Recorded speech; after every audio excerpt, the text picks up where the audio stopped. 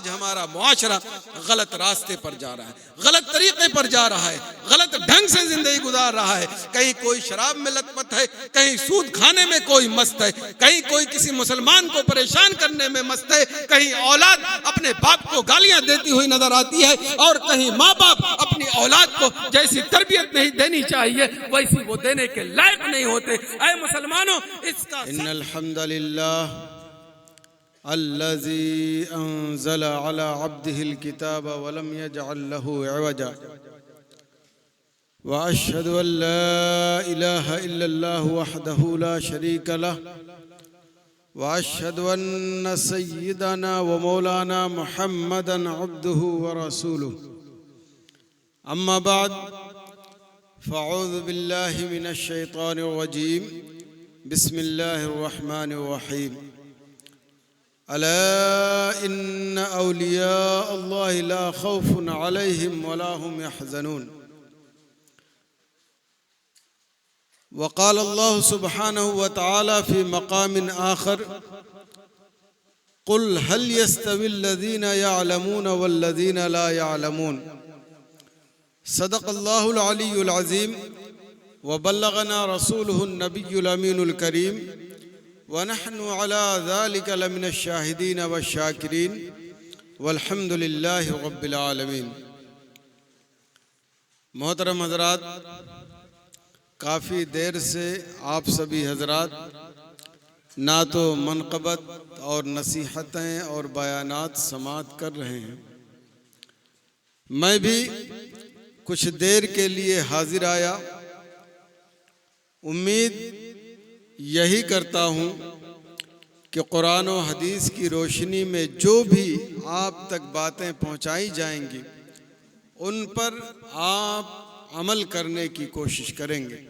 اپنی زندگی میں لانے کی کوشش کریں گے. اور ابھی جانشین فاتح بالغرام حضرت سیدی و سندی اویس میاں حفظہ اللہ ورعاہ حق رعایتہ، آپ نے فرمایا کہ میں تقریر نہیں کرتا، میں بیان نہیں کرتا. بیان تو یہ علماء کرتے ہیں. یہ ان کی نہایت ہی عاجزانہ اور انکسار سے بھری ہوئی گفتگو اور بات تھی. ورنہ حقیقت میں تقریر کیا ہے؟ تقریر وہی ہے جو نصیحت کی جائے اور قرآن و حدیث کی روشنی میں صحیح بات کی رہنمائی کی جائے. اگر کوئی الفاظ کے پیچ و خم میں پڑا رہ گیا، آپ کو کوئی شرعی حکم نہیں بتایا، آپ کو قرآن و حدیث کی روشنی میں رہنمائی نہیں کی، تو وہ تقریر تو کہی جا سکتی ہے لیکن وہ تقریر ایسی ہوگی کہ جس کا کوئی فائدہ نہیں ہوگا، لا حاصل ہوگا. تو حقیقت یہ ہے کہ انسان جتنا بڑا ہوتا ہے، جتنا معظم ہوتا ہے، جتنا بزرگ ہوتا ہے، جتنا علم والا ہوتا ہے، اس کے اندر اتنی ہی زیادہ انکساری، اتنی ہی زیادہ تواضع پائی جاتی ہے. اور ایسا کیوں نہ ہو؟ حضور نبی اکرم صلی اللہ علیہ وسلم ارشاد فرماتے ہیں: من تواضع للہ رفعہ اللہ. جس نے اللہ اور اس کے رسول کے رضا کے لیے تواضع کی، انکساری کی، اللہ تبارک و تعالیٰ اس سے بلندیاں عطا فرماتا ہے. تو آج جانشین فاتح بالغرام حفظہ اللہ کے اندر تواضع اور انکساری یہ بتاتی ہے کہ اللہ تبارک و تعالیٰ انشاءاللہ انہیں دن بدن ترقی اور بلندیاں ہی عطا فرمائیں. اور اگر اس کے برعکس تکبر آ جائے، انانیت آ جائے، گھمنڈ آ جائے، غرور آ جائے، اپنی طرف پبلک کو دوڑتا ہوا دیکھ کر، مجمع کو دیکھ کر، یا اس طرح کی کوئی بات ذہن میں آ جائے، تو وہ انسان اپنے آپ میں بڑا تو ہو سکتا ہے لیکن قرآن کی نظر میں، نبی کے نظر میں، اولیاء کے نظر میں اور عوام کے نظر میں بھی وہ بڑا کبھی نہیں ہو سکتا. اس لیے سب سے اہم پہلو حضور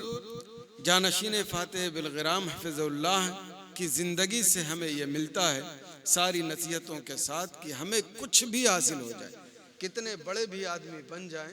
تو ہمیں تواضع انکساری کے ساتھ زندگی گزارنی چاہیے۔ اللہ تبارک و تعالی ہمیں ہمیشہ اللہ اور اس کے رسول کی رضا کے لیے تواضع اور انکساری کے ساتھ زندگی گزارنے کی توفیق عطا فرمائے۔ آمین ثم آمین۔ میں اپنے موضوع پر گفتگو کروں اس سے پہلے آئیے ہم اور آپ نہایت ہی الفت و محبت کے ساتھ حضور آقا دو جہاں صلی اللہ علیہ وسلم کی بارگاہ بے کس پناہ میں درود و سلام کا نذرانہ پیش کر لیں۔ پڑھیں اللہم صلی علی سیدنا و مولانا محمد و بارک وسلم صلاۃ و سلام علیک یا رسول اللہ۔ محترم حضرات، آج اس دور میں ہمارے لوگ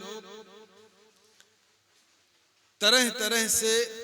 اپنی پریشانیوں کا اظہار کرتے ہیں۔ کوئی یہ کہتا ہے کہ ہمیں خوف محسوس ہوتا ہے، ہمیں ڈر محسوس ہوتا ہے، اور کوئی یہ کہتا ہے کہ ہم تجارت کے اعتبار سے پریشان ہیں، کوئی یہ کہتا ہے کہ ہم اپنی اولاد کو لے کر بہت ساری مشکلوں سے دوچار نظر آ رہے ہیں، کوئی یہ کہتا ہے کہ اپنے ماحول میں، اپنے معاشرے میں طرح طرح کی برائیاں پائی جاتی ہیں، طرح طرح کی خرابیاں پائی جاتی ہیں، گو کہ جتنے منہ اتنی پریشانیاں ہمارے سامنے دکھتی ہیں اور ہمارے سامنے نظر آتی ہیں۔ لیکن ان ساری پریشانیوں کے ذکر کرنے والوں کے درمیان کوئی شخص عام طور سے ایسا نہیں دکھتا ہے جو اس بات پر گفتگو کرے کہ آخر یہ پریشانی ہے تو کیوں ہے، یہ تکلیف ہے تو کیوں ہے، اگر ہم اپنے اولاد کے وجہ سے کہیں مشکلوں سے دوچار ہیں تو آخر کیوں ہے۔ ان چیزوں پر آدمی غور نہیں کرتا ہے، عام طور سے صرف پریشانیاں اور مشکلیں اور دقتیں بیان کرتا ہوا نظر آتا ہے۔ لیکن میں آپ کو بتا دوں اے مسلمانوں، اگر کوئی بھی پریشانی ہو، کوئی بھی تکلیف ہو، کوئی بھی دقت ہو، جب تک آپ اس کے سامنے کیوں کا سوال نہیں کھڑے کریں گے اس وقت تک آپ کو اس کا سولوشن نہیں ملے گا، آپ کو اس کا حل نہیں ملے گا، اور آپ کو اس سے لڑنے کا طریقہ نہیں ملے گا۔ اس لیے اگر آج ہم پریشان ہیں، اگر آج ہم تکلیف کے شکار ہیں، اگر آج ہم اپنے معاشرے میں کئی جہت سے خوف اور ہراس کا احساس کرتے ہیں، تو سوال آج یہ ضرور اٹھتا ہے کہ آخر یہ مسلمانوں کی کیفیت کیوں ہوئی، آج مسلمانوں کی یہ حالت کیوں ہوئی۔ اے مسلمانوں، اگر آج آپ ہمارے ساتھ غور کریں گے تو میں آپ کو بتاتا چلوں کہ یہ مسلمان اگر پریشان ہے، یہ مسلمان اگر خوف محسوس کرتا ہے، یہ مسلمان اگر اپنے اولاد کی طرف سے دقتیں محسوس کرتا ہے، تو سب سے بڑی وجہ اس کی یہ ہے کہ آج ایک مسلمان اپنے رب کا جیسا دوست ہونا چاہیے، اپنے رب کا وہ ایسا دوست نہیں ہے۔ یہ مسلمان جسے اپنے رب کا قرب جیسا حاصل کرنا چاہیے اور اس کی بنیاد پر اپنے ایمان کو جتنا پختہ اور مکمل کر لینا چاہیے، آج ایک مسلمان اس کے اعتبار سے زندگی نہیں گزارتا ہے، جس کی بنیاد پر آج وہ تکلیفیں اور پریشانیاں اور طرح طرح کی مصیبتوں سے دوچار ہے۔ اس لیے اے مسلمانوں، آج ہمیں اپنے معاشرے کا جائزہ لے کر سب سے پہلے یہ فیصلہ کرنا چاہیے کہ ہم سب سے پہلے اپنے آپ کو ایسی زندگی میں ڈھالیں گے، اپنے آپ کو ایسے طریقے کے مطابق زندگی گزارنے کا عادی بنائیں گے کہ وہ اپنے رب کا بہتر سے بہتر دوست بن سکے، اپنے ایمان کو صحیح طریقے سے مکمل کر سکے، اپنے ایمان کو کمپلیٹ کر سکے۔ انشاءاللہ جس دن ہماری عوام میں یہ جذبہ جگ جائے گا، وہ دنیا میں بھی کامیاب رہے گا اور آخرت میں بھی اللہ تبارک و تعالی انشاءاللہ اسے بلند مرتبہ دے۔ اب سوال یہ اٹھتا ہے کہ رب کی دوستی کیسے حاصل کی جائے گی اور اپنے ایمان کو کمپلیٹ اور مکمل کیسے کیا جائے گا۔ تو اس کا جواب یہ ہے کہ اسلام نے جو چیزیں ہم پر فرض کی ہیں سب سے پہلے اس کو اپنی زندگی میں لائیں، پریکٹیکلی طور پر اس کو اپنانے کی کوشش کریں اور ہمیشہ شریعت کا پاس و لحاظ کریں اور اسی کے مطابق زندگی گزاریں۔ اور یہ شریعت پر عمل کرنے کا جذبہ آپ کے سامنے ہمیشہ رہے۔ یہ کب آئے گا اور کیسے آئے گا اور آپ کو اس کی فکر، یا ہمارے معاشرے کے نوجوان بوڑھے بزرگ سارے لوگوں کو اس کی فکر کب ہوگی؟ یہ اس وقت ہوگی جب ہمارا معاشرہ بہترین تعلیم اور تربیت سے مزین ہو جائے۔ جب تک کسی انسان کو بچپن سے لے کر بہترین تعلیم و تربیت نہ دے دی جائے، اس وقت تک ایک انسان کسی چیز سے جیسی محبت کرنی چاہیے، جیسا اس کا حق ادا کرنا چاہیے، وہ کبھی ادا نہیں کر سکتا۔ اس لیے آج ہمارے سماج کو سب سے پہلے بہترین تعلیم و تربیت دینے کی ضرورت ہے۔ لیکن آج ہم دیکھتے ہیں کہ ہمارے معاشرے کے لوگ دین کی تعلیم جیسی انہیں حاصل کرنی چاہیے اور دین کے اعتبار سے جتنا ان کو دین اور اسلام سے شغف ہونا چاہیے، تعلق ہونا چاہیے، آج وہ نہیں پایا جاتا ہے۔ تو اگر اس پر بھی غور کریں گے تو مجھے جو اس کا سب سے بڑا سبب سمجھ میں آتا ہے وہ یہ ہے کہ ہم نے جو اپنی اولاد کے لیے گارجین اختیار کیا ہے وہ عام طور سے ان ایجوکیٹڈ ہوتے ہیں، غیر پڑھے لکھے ہوتے ہیں، ان کی کوئی تربیت نہیں ہوتی ہے، ان کا کوئی مقصود زندگی نہیں ہوتا، ان کا کوئی ٹارگٹ نہیں ہوتا، جس کی بنیاد پر ہمارے بچے جو ان گارجن کے ذریعے دنیا میں وجود پاتے ہیں ان کی تربیت جیسی اسلام کے مطابق ہونی چاہیے نہیں ہو پاتی، جیسی دین کی تعلیم ان کی ہونی چاہیے وہ نہیں ہو پاتی، جس کی بنیاد پر آج ہمارا معاشرہ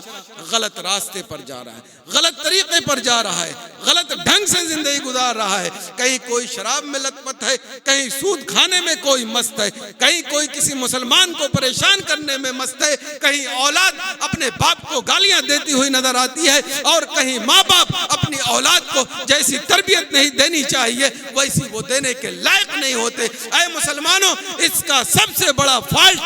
جو پوائنٹ ہے وہ یہی ہے کہ آج ہم اپنے گارجن، اپنے بچوں کے لیے جن گارجن کا اہتمام کرتے ہیں، جن کا انتظام کرتے ہیں، وہ عام طور سے دیندار نہیں ہوتے، عام طور سے ایجوکیٹڈ نہیں ہوتے، عام طور سے وہ پڑھے لکھے نہیں ہوتے، جس کی بنیاد پر آج ہمارے اولاد کی بہترین تربیت نہیں ہو پاتی، بہترین تعلیم نہیں ہو پاتی، جس کی بنیاد پر ان کے اندر ایمان کا جذبہ نہیں پیدا ہوتا، جس کی بنیاد پر ان کے اندر اپنے رب سے دوستی کا جیسا جذبہ ہونا چاہیے ویسا پیدا نہیں ہوتا۔ اسی وجہ سے آج ہمارے معاشرے میں طرح طرح کی برائیاں پھیلتی ہوئی نظر آتی ہیں۔ آج ہمیں اس ناحیے سے اس محفل میں غور کرنا پڑے گا کہ آخر ہم کیا کریں جس کی بنیاد پر ہمارے معاشرے کے لوگ دین کی تعلیم بھی حاصل کریں، تربیت بھی حاصل کریں، اپنے وقار کی بھی حفاظت کریں اور اپنے رب سے ایسی دوستی کر لیں کہ دنیا کے کسی کونے میں چلے جائے کبھی اس دوستی کے تعلق سے کوئی سمجھوتا نہ کرے۔